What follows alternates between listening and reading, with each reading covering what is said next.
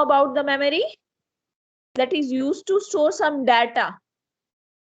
The smallest unit of memory is the bit. Bit से start हो जाती है. Then highest unit is petabyte. Bit, byte, kilobyte, megabyte, gigabyte, terabyte, and then the petabyte. Memory is of two types, primary and the secondary. Primary memory again further divided into two types, RAM and the ROM. Primary memory, you can say main memory or the internal memory. Secondary memory or the external storage devices, that is the CD-ROM, hard disk, magnetic tape, magnetic disk. ठीक है? Okay. Processor. Second topic is the processor. I have already discussed. Third is the input-output devices discussed in the class. And you have also submitted the assignment of this topic. I'm creating a Google form today. You have to attach your assignment on that form. Okay. Ma'am, input output assignment. Input output assignment. Okay.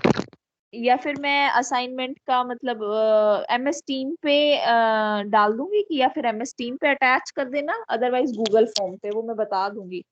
I will let you know. ठीक है, after the class where you have to upload your assignment. ठीक है. Operating system हमने नहीं बनाया assignment. बना लेना ना फिर. अभी 2 दिन का टाइम दे दूंगी अगेन मैं. ठीक है मैम. उसका मैम कोई हैगा मतलब क्या क्या बनाना है असाइनमेंट में वो बता दीजिएगा. इनपुट आउटपुट डिवाइसेस पे दी थी मैंने असाइनमेंट आप लोगों को. आपको आते ही होंगे इनपुट आउटपुट डिवाइसेस तो आते ही है ना. यस मैम वो तो पता है, पर उसमें मतलब कुछ वो तो ना उसका स्ट्रक्चर मतलब क्या क्या चीजें डालनी है. मैं उसका कोई PDF वगैरह हो तो वो भेज दीजिएगा, क्योंकि मैं शायद उस टाइम क्लास ज्वाइन नहीं करी थी मैंने जब आपने दिया होगा. नहीं, जो भी आपको आता है इनपुट आउटपुट डिवाइसेस के बारे में. Input output devices that are the devices that use the data from the that takes the data. ठीक है ना. और फिर डिवाइसेस कौन कौन से होते हैं इनपुट बताइए. कीबोर्ड, माउस, जॉयस्टिक, ये सब, कार्ड रीडर, इनके बारे में लिखना है. Okay ma'am. Okay, thank you. हाँ. ऑपरेटिंग सिस्टम करना है इसको किसी पे करना है इनको. हम कब क्या ओके मैम ठीक है. क्या कह रहे हो साहिल. हम इसको कब एक्सप्लेन करना है.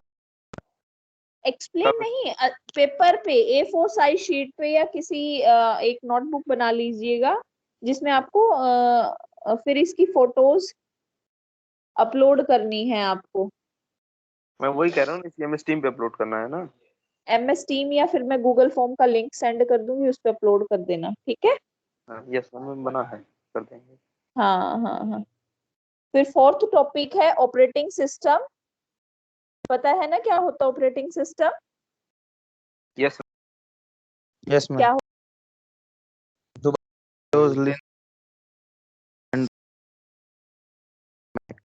हाँ हाँ हाँ. ऑपरेटिंग सिस्टम बेसिकली इंटरफेस होता है between the computer user and the computer hardware. ठीक है. which perform the basic tasks like file management, memory management, process management, and the controlling. It controls the peripheral devices such as the disk devices and the printers.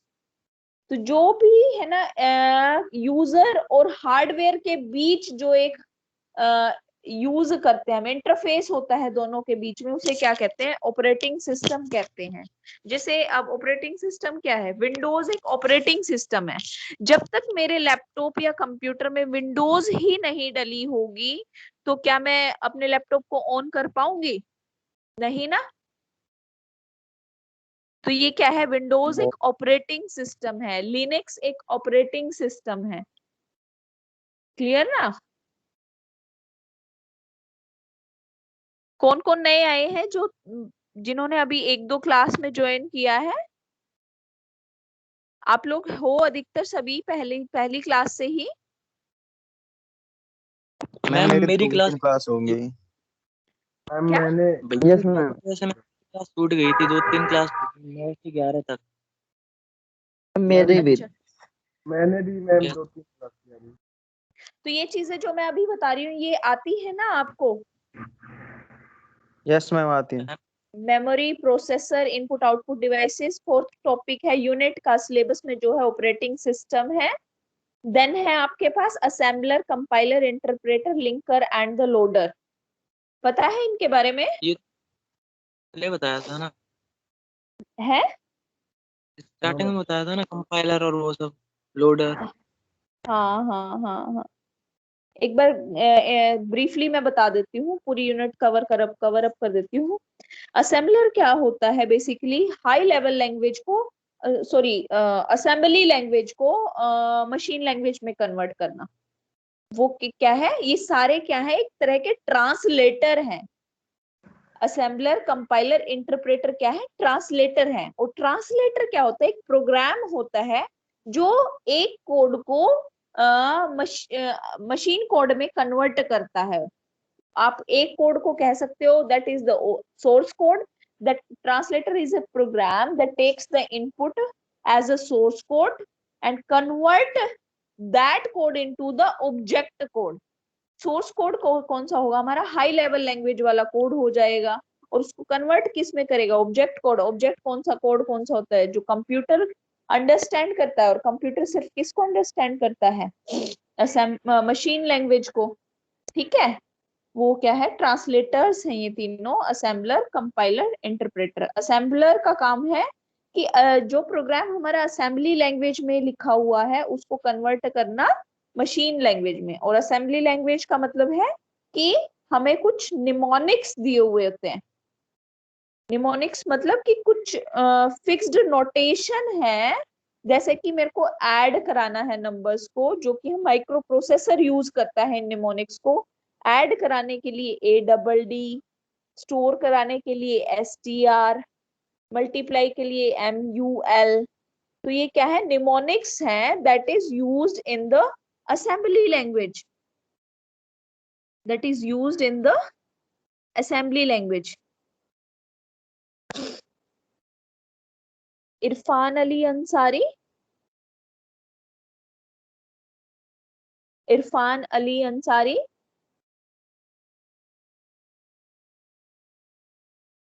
Irfan Ali,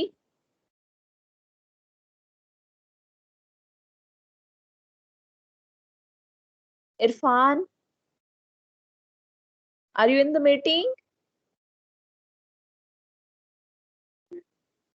Are you getting me in?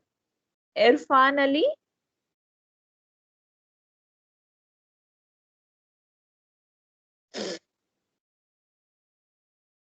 Compiler क्या होता है? Compiler compile करता है हमारे programme को high level language में। जो हम अपना प्रोग्राम लिखते हैं that is written in the high level language, और compiler translate it into the machine language. ठीक है ना?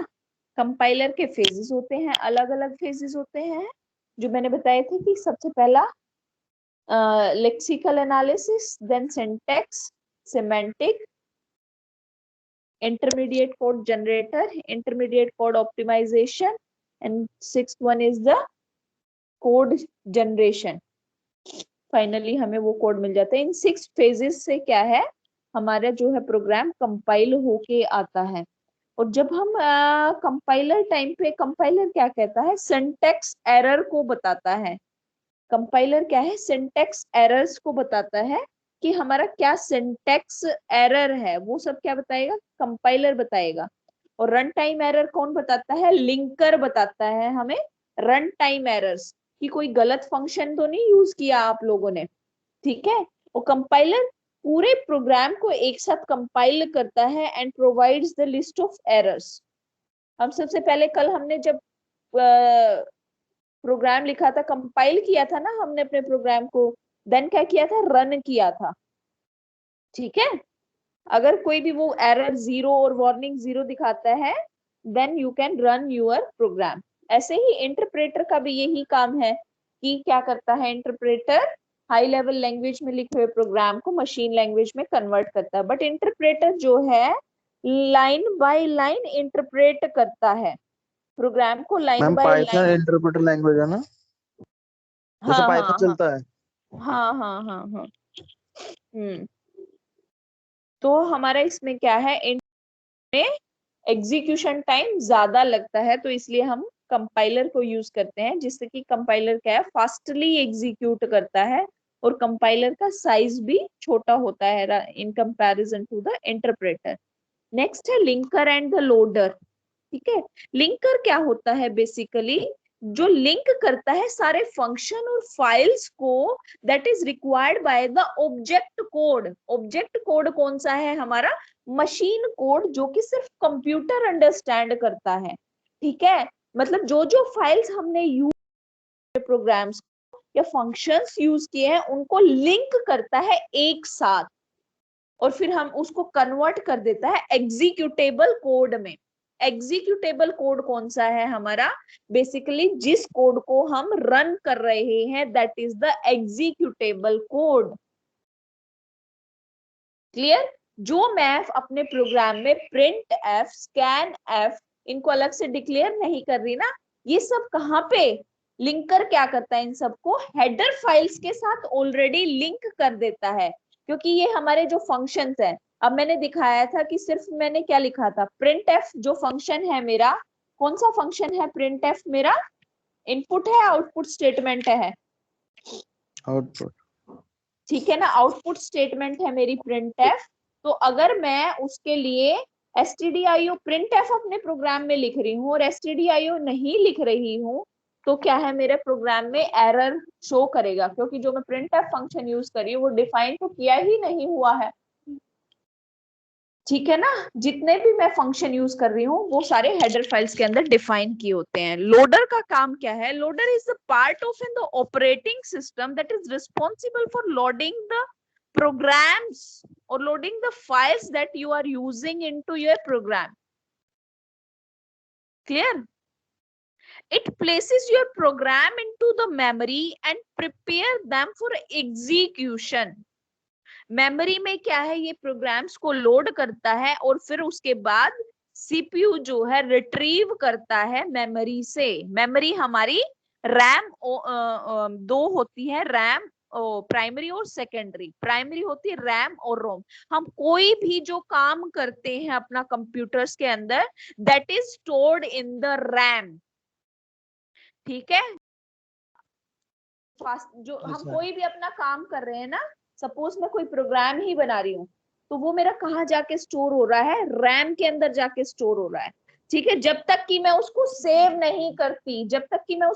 नहीं करती, तो वो मेरा कहाँ पे है, रैम में। अगर उस टाइम मेरी लाइट भाग जाती है, पावर स्विच ऑफ हो जाती है, तो वो मेरा प्रोग्राम क्या है, लोस्ट, इरेज हो जाता है।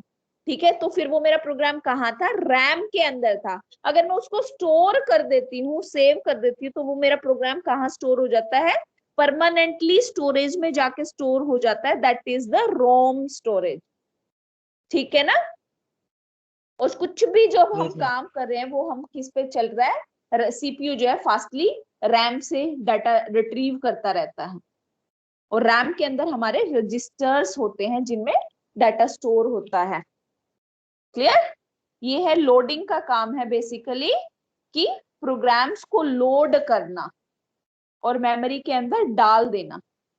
क्लियर? नेक्स्ट आता है आइडिया ऑफ एल्गोरिदम्स। एल्गोरिदम्स क्या होते हैं, कि सेट ऑफ रूल्स होते हैं किसी भी प्रॉब्लम को सॉल्व करने के लिए।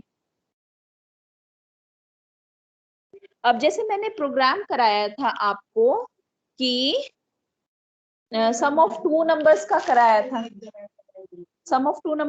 था, तो उसका एल्गोरिदम आप मेरे को लिख के सेंड करना। कैसे करोगे उसका एल्गोरिदम? सबसे पहले हम क्या है, स्टार्ट करेंगे, फिर उसके बाद क्या है, एल्गोरिदम में हमेशा फर्स्ट स्टेप क्या होता है, start, then we will take the inputs, take two input values that is A and B, third is the calculation, calculate क्या करेंगे हम, sum that is equals to A and B। बना सकते हो sum of two numbers का flow algorithm? Chart की तरह बनेगा ना ये? हाँ, पहले फ्लो चार्ट बना लो चाहे उसका, फिर उसके बाद उसका क्या है, एल्गोरिदम बना दो। फ्लो चार्ट एल्गोरिदम की पिक्टोरियल रिप्रेजेंटेशन है, दोनों सेम चीज है। मतलब उनको हम प्रॉपर, देखो मैं बताती हूँ आपको, स्क्रीन शेयर कर रही हूँ। Okay ma'am.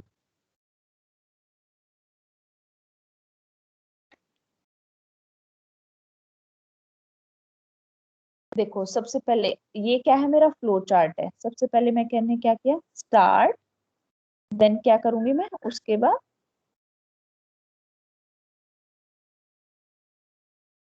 ये क्या है, मेरा इनपुट बॉक्स है। इनपुट में क्या लूंगी मैं, टेक 2 नंबर्स। नंबर्स कौन कौन से, ए कोमा बी। ठीक है, उसके बाद क्या करूंगी मैं, कैलकुलेट करूंगी सम, कैलकुलेट सम। और सम क्या आएगा मेरा, sum equals to a plus b. उसके बाद में फिर उसको क्या है, सिंपली आउटपुट शो करेगा। बेसिक जो रिक्वायरमेंट है मेरी, आउटपुट में क्या होगा, प्रिंट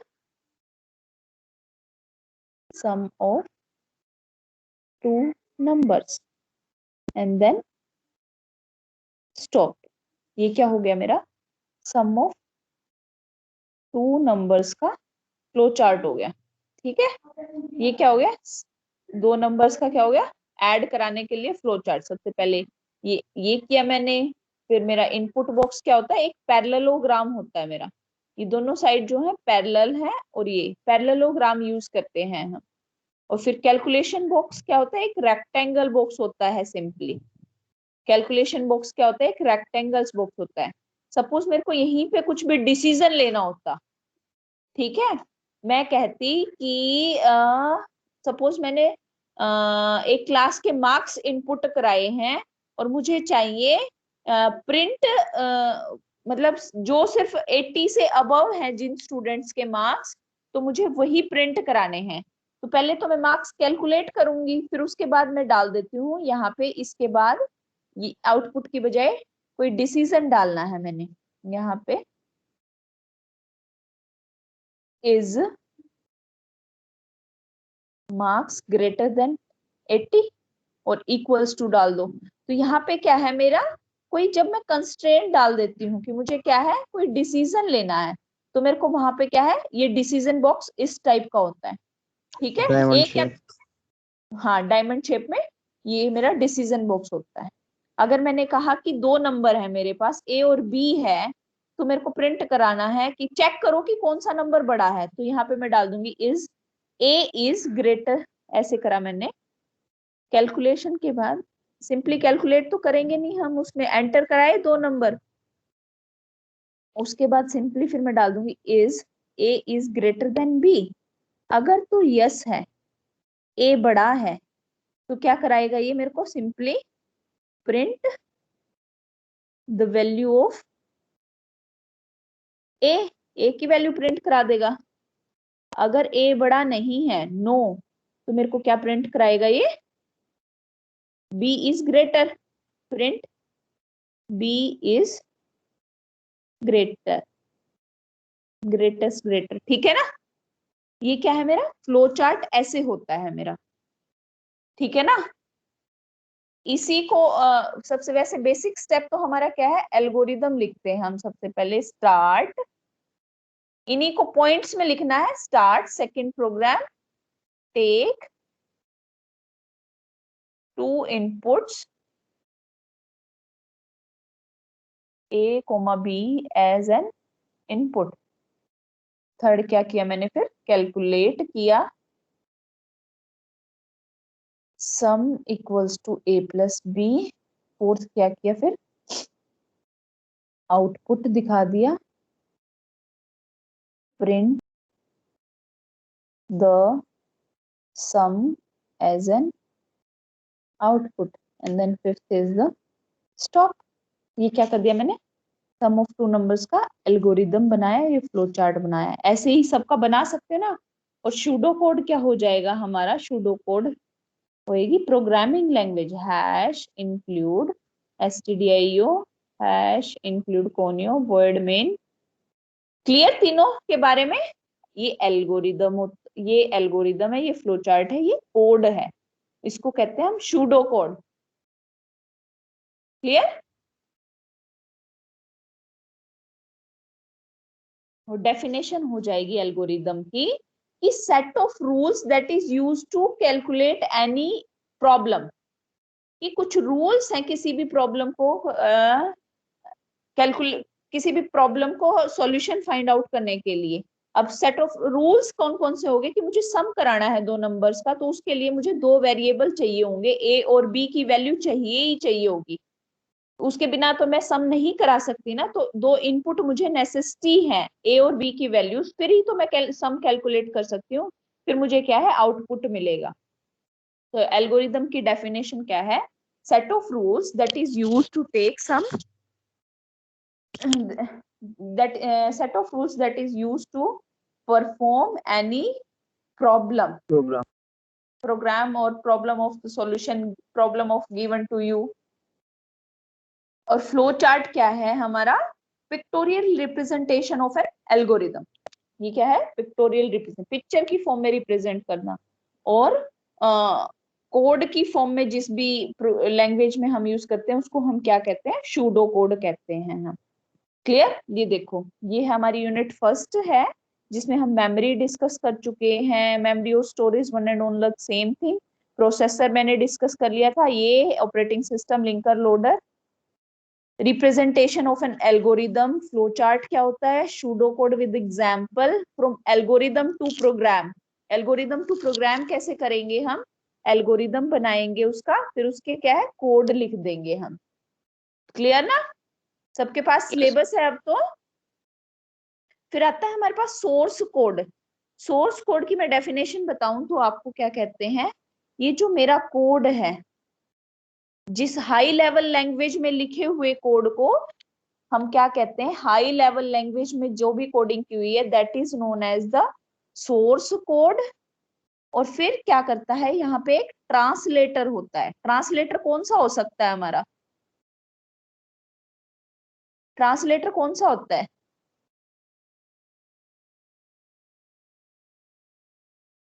ट्रांसलेटर बताओ, आवाज नहीं आ रही।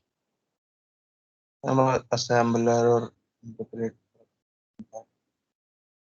हाँ, असेंबलर, कंपाइलर और इंटरप्रेटर। और हम कौन सा यूज करते हैं?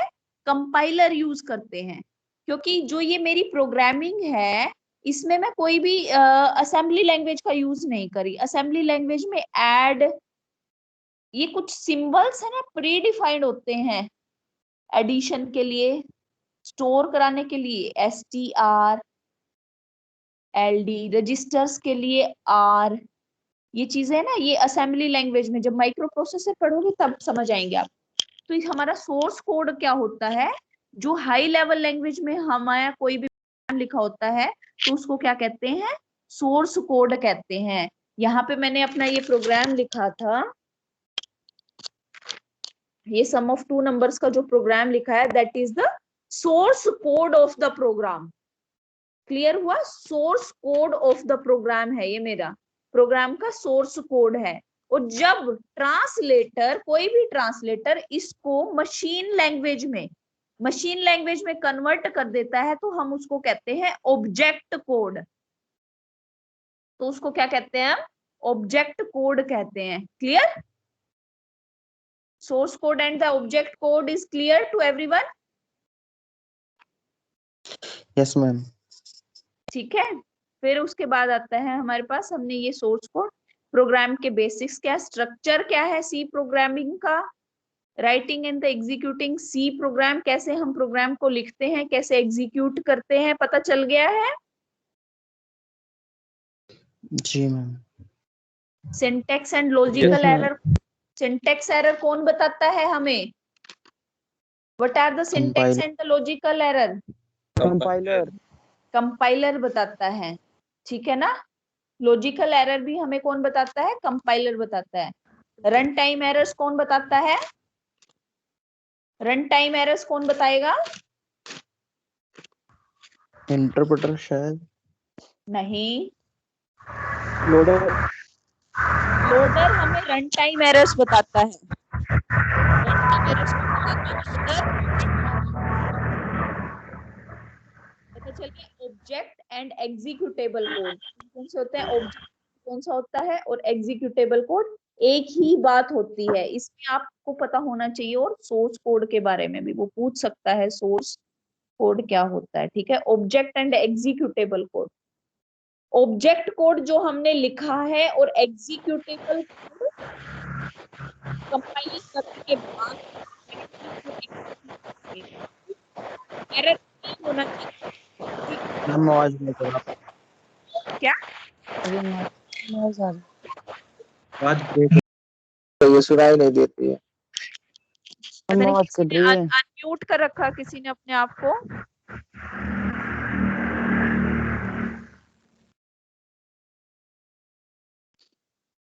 ओम Sharan, Om Sharan, please keep on mute yourself.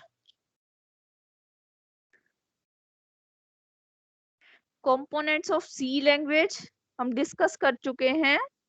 कौन कौन से? Character set, keywords, variables, data types and the constant. ठीक है, standard input output in C कौन से होते हैं? Input and output in C,